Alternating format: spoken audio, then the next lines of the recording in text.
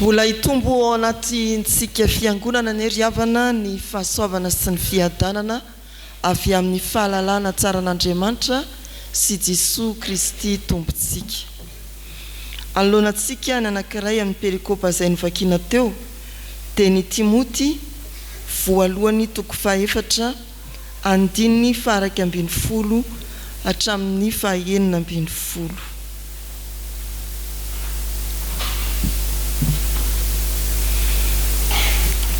Taratasy nosoratan'i Paoly ho an'i Timoty izay zanany ara-panahy fa notendreny kosa mba hitondra ny fiangonana anankiray izay nandalovany Paoly ary nametrahany ny filazantsara ny Jesosy Kristy. Ao anatin'ny fahatanorana i Timoty raha ny mombamomba azy sy teny kely dia zanak'olona jiosy sy grika izy, ny reniny jiosy, ny rainy grika. Ny fomba jiosy mialoha ny amoahana ny zaza eny amin'ny fiarahamonina andranto-tsekoly dia tena tezaina raha tsoratra masina izy ary manana anjara betsaka amin'izany ny reny. Ao amin'ny Timoty faharoa toko fahatelo andininy faha 5 dia voafaritra tsara fa nandalo izany seapitaizana jiosy izany i Timoty, fony vao zaza ianao dia nahalala ny soratra masina. Nampiorenina tamin'ny soratra masina ny fiainan'i Timoty hatramin'ny fahazazany. Ary eo amin'ny asan'ny apôstôly toko faha 12 manomboka eo amin'ny 1 hatramin'ny faha 12 dia hiteo fa tsikatry Paoly izany Timoty izany ka nalainy teo anivon'ny ankonany hiara-dalana aminy amin'ny fitoriana ny filazantsara.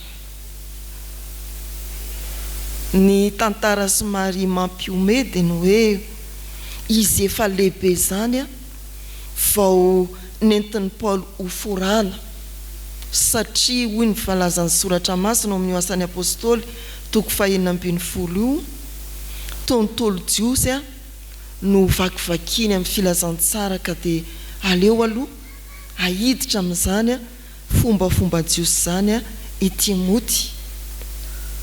Izay Timoty raha asiana teny kely eto amin'ity taratasy ity ary dia efa miantsoroka ny asa fitondram-piangonana i Timoty, lay voataiza fony kely, lay notsongaina manokana tao anatin'ny betsaka ary dia indro afaparana. Tanora miatrika ny fanompona miavaka amin'ny fitondram-piangonana. Ny antso sy ny fampaherezana, famporisihana ataon'ny Paoly raha iamandreny am-panahy izay manoratra dia be dia be raha ny andininy faha 12 hatramin'ny faha 19 ireto telo reto no tsongaitsika. Aoka ho fianarana, aoka ho hita ny fandrosoanao ary aoka ianao ahatandry tena.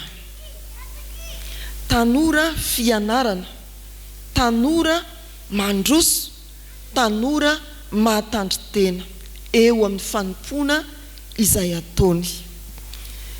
Ny andininy faha 12 dia izao ny voasoratra amin'ny anaran'i Jesosy: aoka tsisy olona anao tsinotsinona anao no ny fahatanoranao, fa aoka ho tonga fianarana ho an'ny mino ianao amin'ny fiteny, amin'ny fitondran-tena, amin'ny fitiavana, amin'ny finoana, amin'ny fahadiovana.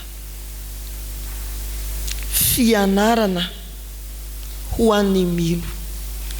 Ilay mpanompon'Andriamanitra ao anatin'ny fahatanondrany apetraka ho fianarana ho an'ny fiangonana, ho an'ny mino. Ny hevitry ny teny hoe fianarana ry havana dia toy ny hoe sary voalohany mipetraka mba ho jerena ary arahana amin'iny avokoa ny ataony rehetra. Raha apetraka eo amin'ny fijoroan'ny kristianina dia ny hoe hitantaratra eo amin'ny kristianina izay sary tokony hojerena sy alaitahaka. Azo vakiana eo amin'ny fiainako sy ny fiainanao ny maha kristianina antsika. Azo alaitahaka sy ianarana, azo hitarafana koa ny lalany ho avy ho an'ny sasany. Ianao mihitsy zany no mpitarika, izao no atao, aty jerena.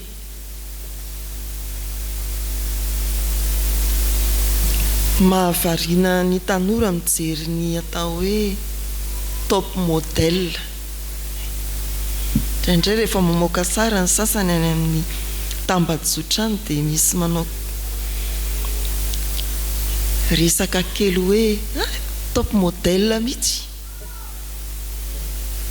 Top model dia mpilatro izay mitory hatsarana mihoatra noho ny rehetra. Izay ny voambolana hoe fianarana eto.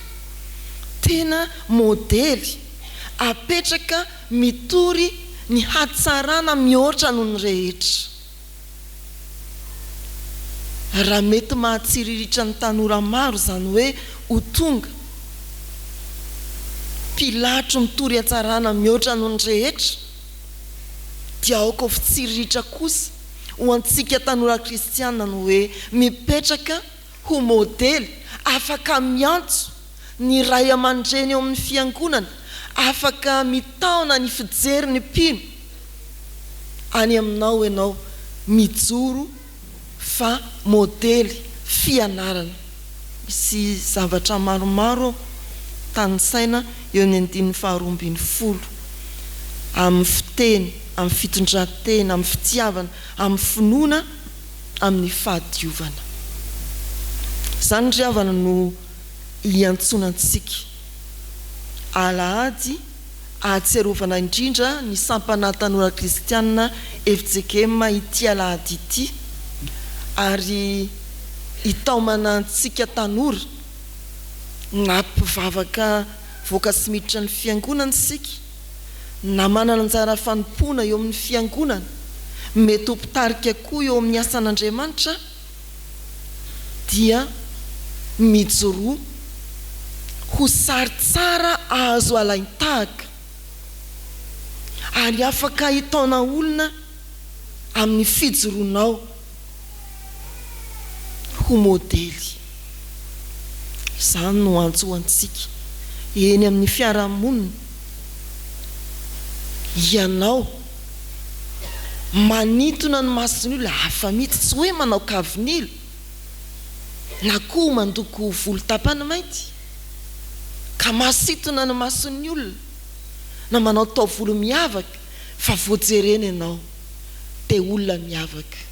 Olona mpanakanto hoe olona miavaka ianao.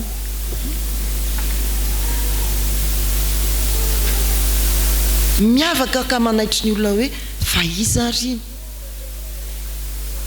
mitory ny hatsarany Kristy. La izoko mitarika anao. Ry havana malala rehetra ao amin'ny tompo, isika rehetra no antsoina ho amin'izany fianarana ho an'ny mino. Raha makeny amin'ny fiarahamonina dia tsy mitondra izay ianaranao avy any amin'ny fiarahamonina hiditra tia am-piangonana, amin'ny fiteny, amin'ny fisainana, amin'ny fitafy, fa ny avy aty amin'ny fiangonana no entina mankany amin'ny fiarahamonina. Izany ny atao hoe fianarana. Tsy mianatra ny ataon'izao tontolo izao na zay filaza eny amin'izao tontolo izao, fa mampianatra ny fiangonana sy ny fiarahamonina. Matsisy ianao hoe ka zany ny fiteny na zany ny fanaoany dia andeha entina hiditra aty. Tsia, mazava ny soratra masina, ianao ny fianarana fa tsy ianao ny mampianarina. Eo amin'ny faharoa dia tazantsika amin'ny 5:5. Ianao mandroso sy hita fa mandroso no tadiavina. Zao ny voasoratra amin'ny anaran'ny Tompo. Mazotoa hevitra izany zavatra izany dia Mikeleza aina fatratra amin'izany mba hiseho amin'ny olona rehetra ny fandrosonao. Miady ho any aloha, olohany fa tsy ho rambony. Ary ao anatin'io voambolana io dia misy hevitra hoe mivoy. Mivoya dia matsiaro sary amin'ny lakana eny ambony rano isika, ary ny mpivoy dia miezaka anohitra ny rina mba hahafahan'ny lakana mandroso. Izany mihitsy no iantsona ny Timoty, tanora manompo an'Andriamanitra eo anivon'ny fiangonana. Miezaka hanao ezaka mba hitarika ny aloha ary hanohatra izay zavatra rehetra mety tsy hahafahana mandroso. Mety ho mpanohariana tokoa isika eny anivon'izao tontolo izao, ahafahana mandroso, mampandroso ny filazantsara, fa izay ny takiny ny soratra masina amintsika. Mivoy ny filazantsara eny anivon'izao tontolo izao, aty anatin'ny fiangonana, miady mba ho isan'ny mpitarika. Mbola ao anatin'izany ihany ny sary hoe ianao no alaitahaka, ary taratra hoe mahavita ezaka.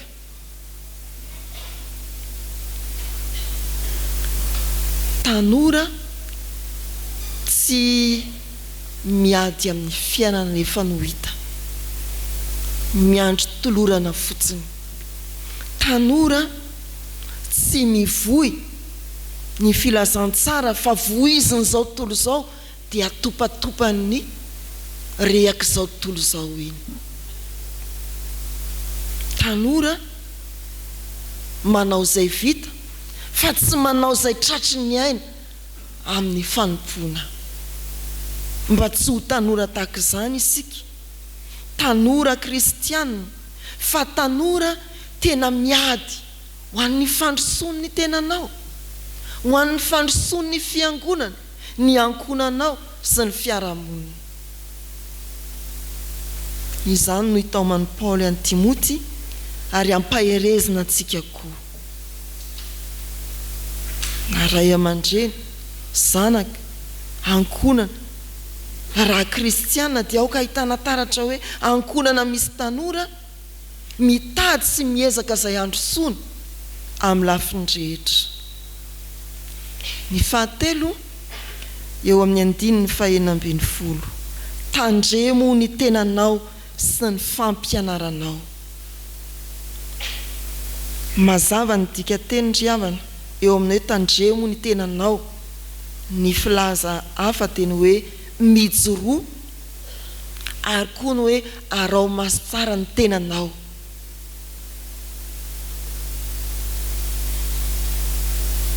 Mijoroa ary arao maso tsara ny tenanao. Entina manoloana ny fitaratra tsika ry havana, azotsika ny hevitra izany teny izany. Tandremo ny tenanao sy ny fampianaranao. Mijoroa arao maso ny tenanao.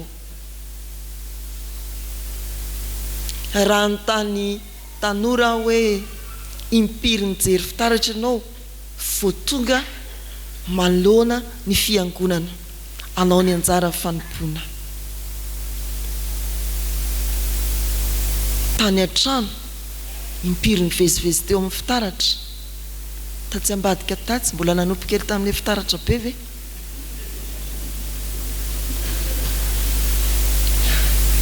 Za moa tamin'ny voalohany dia tsy haiko tsara le drafitra ny fiangonana dia miditra any zany reto zanantsika reto, dia nanontany mpiara-miasa fa hono a asaina nijery fitaratra nga izy ireo vao manoloana ny fiangonana.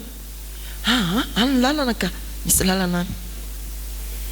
Fa milaza aminareo fa tsisy zay tsy nanompo fitaratra eo a rehefa nandalo tao nalana vavy, azo antoko izany. Mijoroa ary arao maso ny tenanao, misy toyany hoe sy ny fampianaranao. Tsy ho tanora manompo an'Andriamanitra ka pitaribato vilambava. Ny alehan'ny tongotra hafa lazain'ny vava hafa.